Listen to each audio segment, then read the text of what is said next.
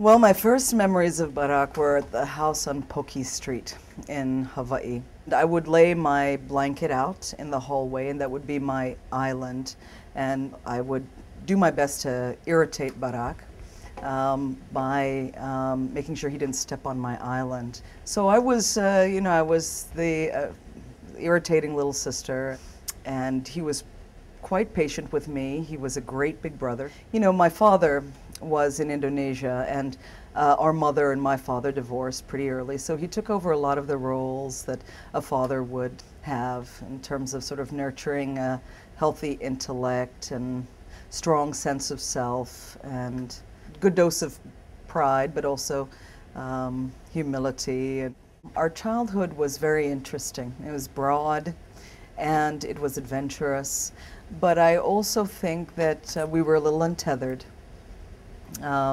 That our lives involved a lot of sort of drifting in and out of worlds and here and there, and that keeps you flexible and it keeps you broad-minded, but I think that Barak didn't want that necessarily for his children. And I think it was very important for him to make a commitment to a community.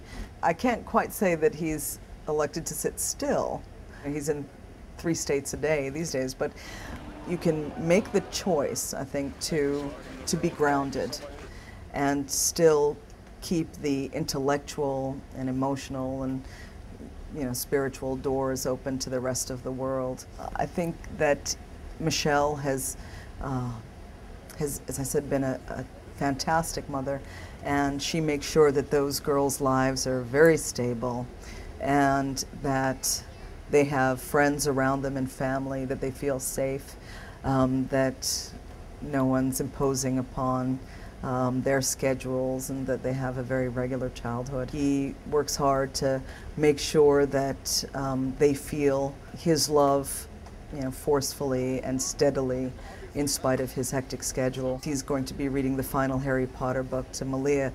One entire weekend he's promised her, and he's going to make sure they see the 5th movie together. Although he takes his commitment to the rest of the nation quite seriously, he would never sacrifice family normalcy and intimacy for that. I think it is interesting, sort of to look at the patterns, how our mother started in the Midwest and ended up in Indonesia, and how he started in Hawaii, in essence, and returned to the Midwest. He found that the people are very warm and interesting and often very thoughtful. I think that Barak can go anywhere. He can negotiate any crowd. And I think that our mother certainly possessed that quality. She lived in 13 different places and felt at home, more or less in each of those places. That ability to break down perceived boundaries or cross bridges is something that he got from her. And his romantic idealism.